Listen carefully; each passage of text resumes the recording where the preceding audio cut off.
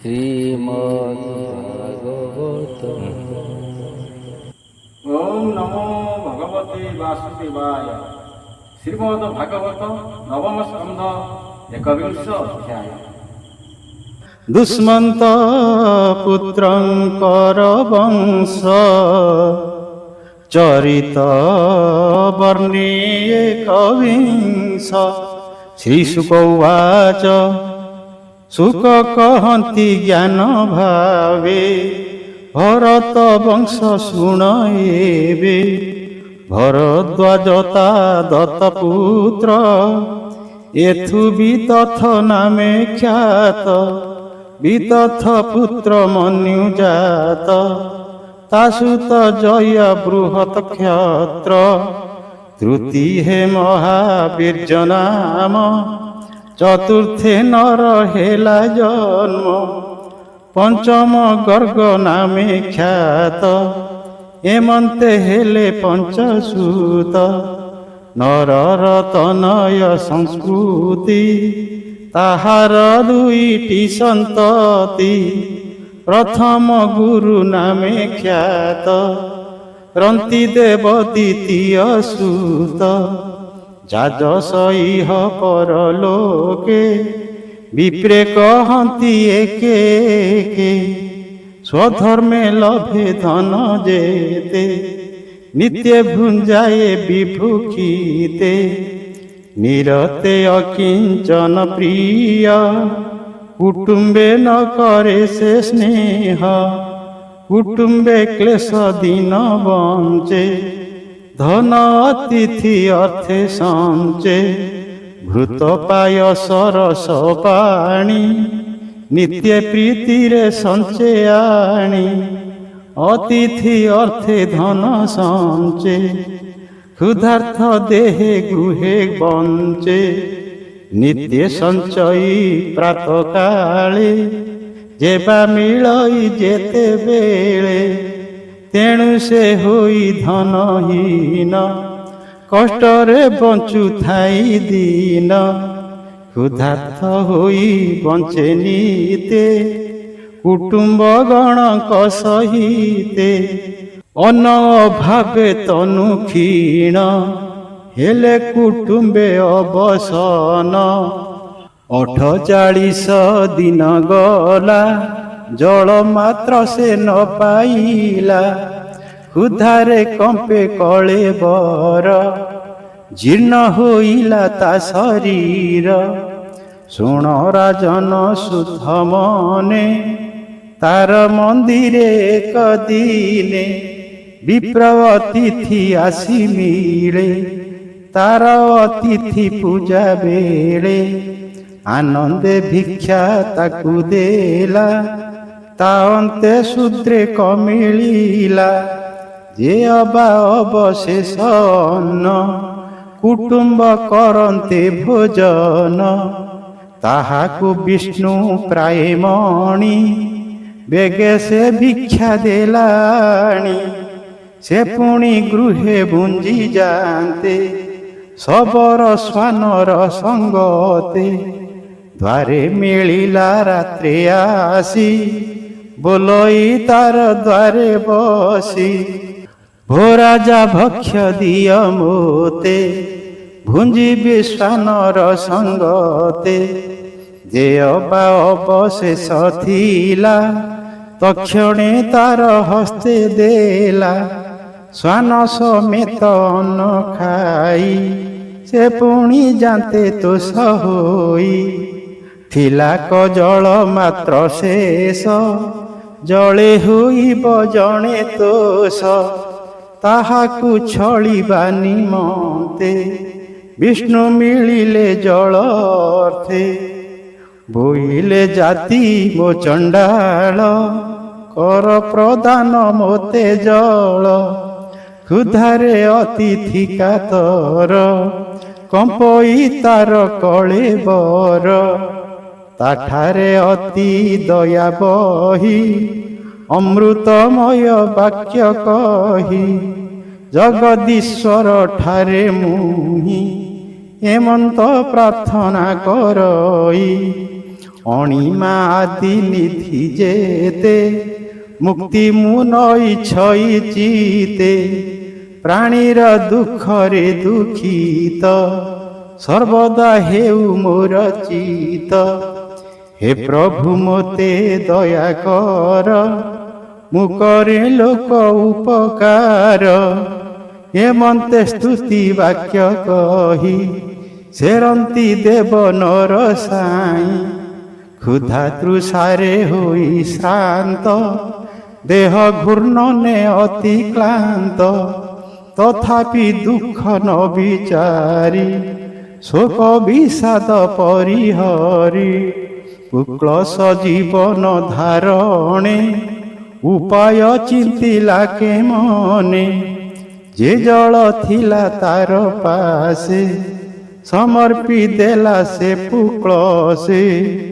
নিজে সে মৃত প্রায় হেলা তথাপি অতিথি পূজিলা এমন্তে তার ভাব চাহি সন্তোষ চিতে ভাব গ্রাহী বইলে অতি দয়া চিতে তোজ সর হুয়ে জগতে অন্তে পাইবু মতে তুহি এমন্তে বিষ্ণু বর দেই শুনে যে গলে চক্রধর এবে হো শুণ রূপবর সে বাসুদেবଙ୍କ চরণে চিত নিবেশী অনুক্ষণে সর্ব বিষয় কলা ত্যাগ চিতরে জন্মাই বৈরাগ্য মায়া তাহাকু ন লাগিলা জেଣି ଈଶ୍ୱରେ ଚିତ ଦେଲା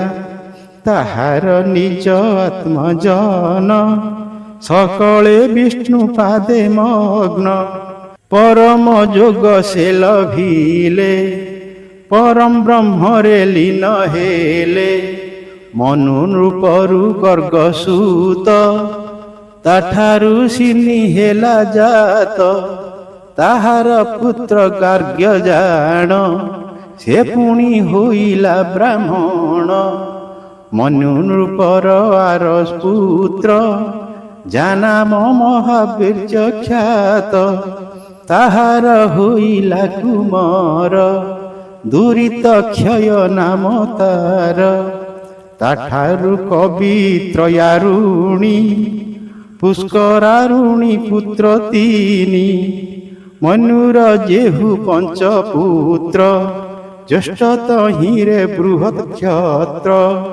ହସ୍ତି ଯେ ତାହାର କୁମର ବସାଇ ହସ୍ତି ନାନଗର ହସ୍ତିର ପୁତ୍ର ଅଜମିଢ଼ ଦ୍ୱିମିଢ଼ ଆର ପୁରୁମିଢ଼ ପ୍ରିୟ ମେଧାଦି ଦ୍ୱିଜଗଣ ଅଜମିଢ଼ ବଂଶେ ଉତ୍ପନ୍ନ ବୃହଦିଷୁ ଅଜମିଢ଼ର ତାସୁତ ବୃହଦ୍ଧନୁ ବୀର ତାର କୁମର ବୃହତ କାୟ ଜୟଦ୍ରଥ ତାର ତନୟ ଦିଶର ତାର ବୀର୍ଯ୍ୟ ଜାତ ତାର ସନୟ ସେନ ଜିତ ସେନ ଜିତରୁ ଚୁରିରାଶ୍ଵ ବତ୍ସ ଯେ ଦୃଢ଼ ହନୁକାଶ୍ୟ ରୁଚିରାଶ୍ଵର ପୁତ୍ର ପାର ପୃଥୁ ସେନ ତାର କୁମର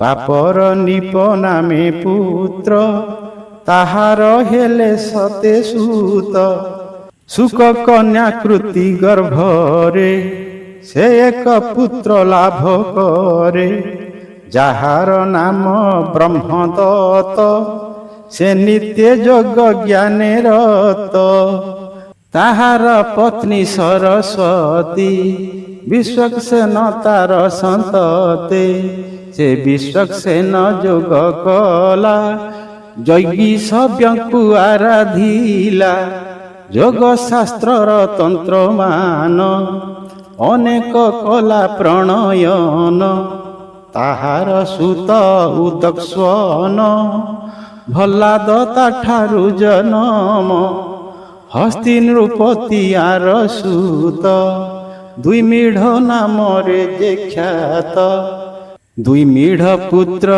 ଜବିନର କୃତିମାନ ତାର କୁମର ସତ୍ୟ ଧୃତି ତାର ନନ୍ଦନ ଦୃଢ଼ ନେମିତା ତହୁଁ ଜନ୍ମ ସୁପାର୍ଶ୍ୱ ତାହାର କୁମର ସୁମତି ନାମେ ସୁତ ତାର ସୁତ ସନ୍ନତି ମାନ କୃତି ଯେ ତାହାର ନନ୍ଦନ ହିରଣ୍ୟ ନାଭ ତହୁଁ ଦୀକ୍ଷା ପାଇ ସେ ଯୋଗ କଲା ଶିକ୍ଷା ପ୍ରାଚ୍ୟ ସାମ ସଂହିତା ମାନ କୃତିତା କଲା ଭିନ୍ନ ଭିନ୍ନ ସଂହିତା ଷଡ଼ ଭାଗ କଲା କୃତି ନନ୍ଦନ ନିପ ହେଲା ଉଗ୍ରାୟୁଧ ନିପ ନନ୍ଦନ କ୍ଷମ୍ୟତା ତହୁଁ ହେଲା ଜନ୍ମ ସୁବୀର କ୍ଷେମର ତନୟ ତାହାର ପୁତ୍ର ରିପୁଞ୍ଜୟ ବହୁରଥ ଯେ ତାର ସୁତ ଦୁଇ ମିଢ଼ ବଂଶେ ଏତେ ଖ୍ୟାତ ପୁରୁମିଢ଼ ଯେ ନିସନ୍ତାନ ଅଜମିଢ଼ର ବଂଶ ଶୁଣ ଅଜମିଢ଼ର ଭାର୍ଯ୍ୟାନ ନଳିନୀ ଗର୍ଭେ ନୀଳ ଜନ୍ମ ନୀଳର ପୁତ୍ର ନାମ ଶାନ୍ତି ତାଠାରୁ ଜନମ ସୁଶାନ୍ତି ସୁଶାନ୍ତି ତନୟ ପୁରୁଜ ଅର୍କ ଯେ ତାହାର ତନୁଜ ଭର୍ମାଶ୍ୱ ତାହାର ନନ୍ଦନ ପୁତ୍ର ତାହାର 5 ଜଣ ମୁଦ୍ଗଲ ଜବିନର ବେନି ବୃହଦିଖୁ କାମ୍ପିଲ୍ୟ ଘେନି ଆବର ସଞ୍ଜୟ ସହିତେ ଏ ରୂପେ ହେଲେ ପଞ୍ଚସୂତେ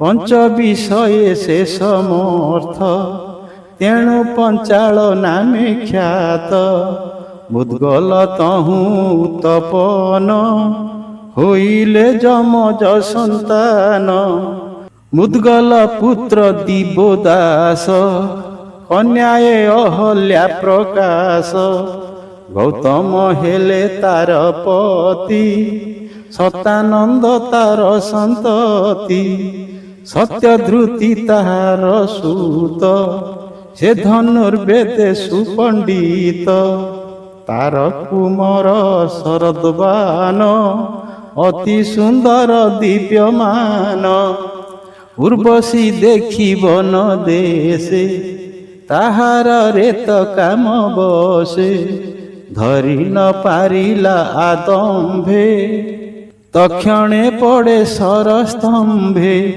ପୁତ୍ର ଦୁହିତା ହୋଇଯାତ ବନେ ହୋଇଲେ ଅରକ୍ଷିତ ଏମନ୍ତେ ପାହିଲା ରଜନୀ ଶାନ୍ତନୁ କରେ ଧନୁ ଘେନି ମୃଗୟା ଅର୍ଥେ ବନେ ଗଲା ସେ କନ୍ୟା ପୁତ୍ରଙ୍କୁ ଦେଖିଲା ମନ ସନ୍ଦେହେ ବିଚାରଇ ଅଦ୍ଭୁତ କନ୍ୟା ପୁତ୍ର ଏହି କିଏ କାହାର କନ୍ୟା ସୁତେ ବନେ ଅଛନ୍ତି ଅରକ୍ଷିତେ ଏମନ୍ତେ ଚିତେ କୃପା କରି କନ୍ୟାକୁ ମୋର କୋଳେ ଧରି ମନ୍ଦିରେ ମିଳି ସେ ରାଜନ କନ୍ୟାକୁ ମରେ ଦେଲା ନାମ କୃପାବଶରୁ କୃପ ନାମ ଅତି ସୁନ୍ଦର ଅନୁପମ କନ୍ୟାର ନାମ କୃପି ଦେଲା ଦ୍ରୋଣେ ତାହାକୁ ବିଭା କଲା ବୋଲଇ ବିପ୍ର ଜଗନ୍ନାଥ ନବମେ ବଂଶାନୁଚରିତ ଶୁଣ ସୁଜନେ ଏକ ଚିତେ ସଂସାରୁ ତରିବ ଯେ ମନ୍ତେ କୃଷ୍ଣ ଚରିତ ଅତି ସାର ଦୁର୍ଲଭ ମନୁଷ୍ୟ ଶରୀର